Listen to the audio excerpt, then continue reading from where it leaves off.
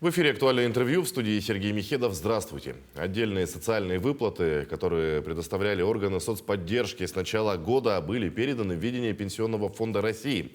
Как сейчас получают граждане те или иные выплаты? Гость студии Георгий Степанов, управляющий отделением Пенсионного фонда по Якутии. Георгий Михайлович, здравствуйте. Здравствуйте. Уже, наверное, можно подвести предварительные итоги мероприятий по передаче отдельных мер соцподдержки с 1 января 2022 года в ведение ПФР. Как происходила передача? Передача происходила очень оперативно, в сжатые сроки. Практически у нас для этого было полтора месяца. Это вторая половина ноября и декабрь. Это было сделано межведомственным взаимодействием между отделением Пенсионного фонда и Министерством труда и социального развития нашей республики. Документы и все сведения, необходимые о выплатах, нам были переданы как на бумажных носителях, так и в электронном виде. Сами заявители к этому процессу не привлекались. Поэтому многие даже и не поняли, что теперь вот с 1 января 2022 года эти выплаты осуществляют органы Пенсионного фонда. Поэтому вот 4 основные категории у нас есть. Это самые многочисленные, это семьи с детьми, это военнослужащие и члены их семей, это чернобыльцы, это лица, пострадавшие от радиационных катастроф, и, безусловно, инвалиды. И вот по этим 4 категориям все те меры социальной поддержки, которые до этого года предоставляли органы социальной защиты и финансирование которых осуществлялось за счет средств федерального бюджета, они вот переданы Пенсионному фонду Российской Федерации. Сразу хочу сказать, что это не последние меры. Это первые, но не последние меры, которые переданы ПФРу.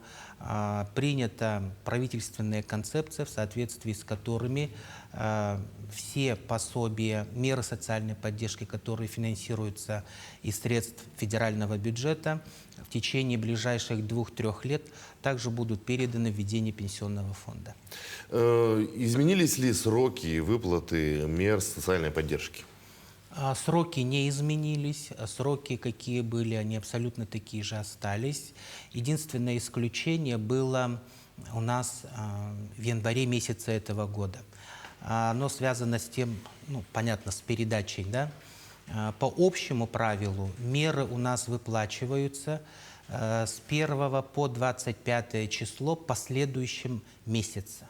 То есть если гражданину вот в феврале назначена мера социальной поддержки, то ее выплата в первом случае будет осуществлена в течение первых 5 дней. То есть первая выплата всегда осуществляется в течение 5 дней.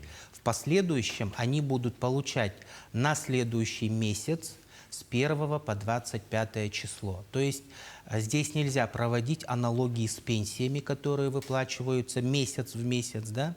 То есть, значит, следующую выплату за март месяц, вот человек, которому мера установлена в феврале, получит в апреле месяце. Если человек получает эту меру социальной поддержки через финансово-кредитное учреждение, у нас установлена дата выплаты 3 число месяца. То есть каждое 3 число месяца мы перечисляем указанные средства в банке. А если человек получает через учреждение федеральной почтовой связи, у нас есть и такие получатели, их совсем мало, но они есть, они получают в соответствии с графиком с 5 по 20 число. Предусмотрена ли подача заявления через портал государственных услуг или МФЦ? Вопрос очень интересный. К сожалению, на данном этапе возможность передачи заявлений, она у нас не реализована через портал государственных услуг. Вот для сведения могу сообщить, что с начала 2022 года в территориальные органы Пенсионного фонда поступило около 1400 заявлений на эти виды пособий. 55% из которых у нас поступили через офисы «Мои документы». Поэтому на сегодня у нас сохраняется 2 способа подачи пособий. Это МФЦ, как я уже сказал, и непосредственно клиентские службы Пенсионного фонда. Безусловно, понимая, что электронные сервисы, они наиболее удобные, доступные, быстрые для получения указанных мер, да вообще всех социальных мер поддержки, то Пенсионный фонд и Минцифра России планируют к 1 июля текущего года по основным пособиям реализовать уже возможность подачи через заявлений через портал госуслуг. А для чернобыльцев подача планируется к концу этого года. То есть в течение 2022 года возможность подать заявление через портал госуслуг, надеюсь, будет реализована. Индексируются ли меры соцподдержки и в какие сроки? Все меры социальной поддержки, безусловно, индексируются. Это у нас закреплено, как вы знаете, уже в Конституции Российской Федерации, да, что все пенсии, социальные выплаты, они подлежат ежегодной индексации.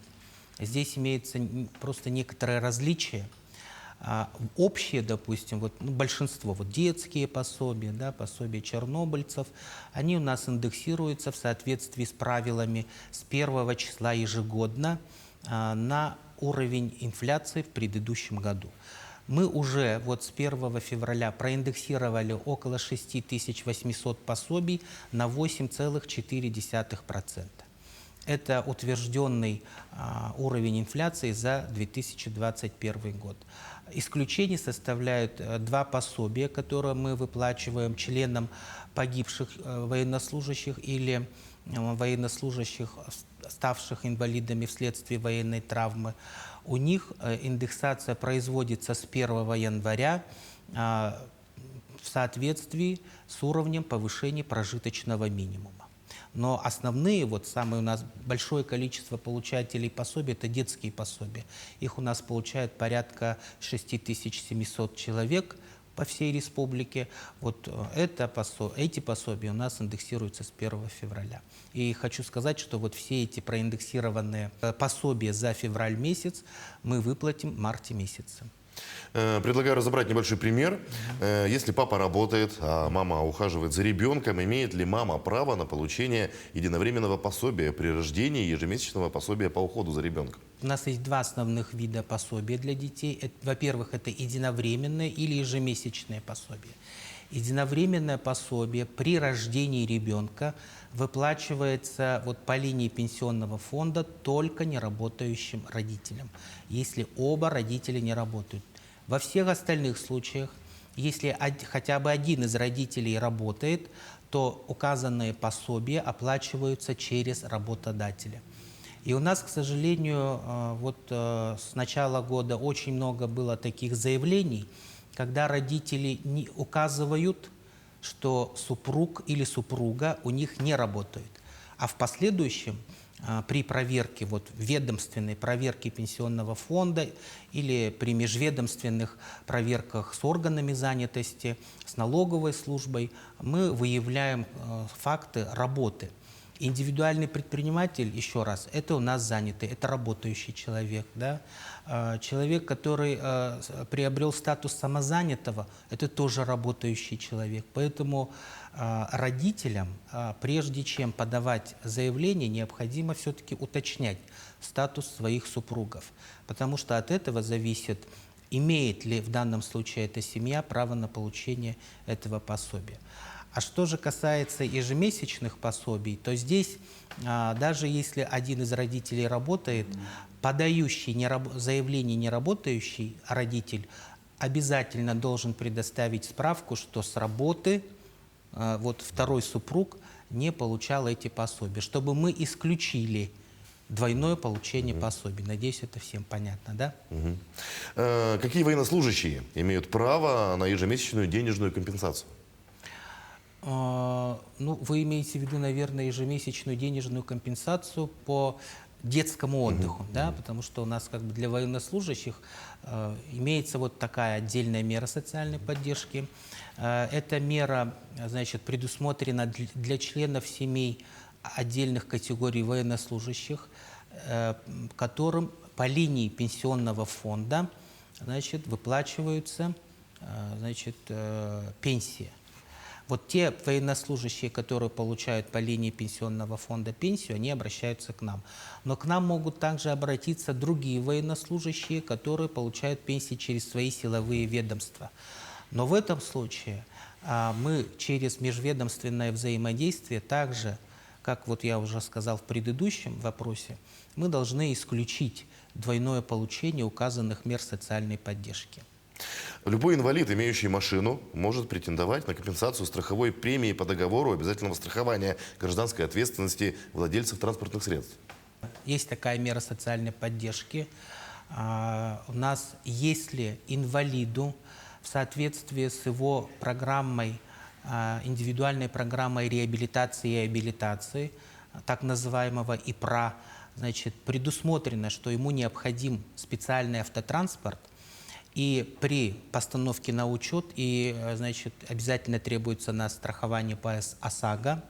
И вот этому инвалиду мы возмещаем половину стоимости ОСАГО. То есть любой инвалид, которому по его программе реабилитации значит, предусмотрен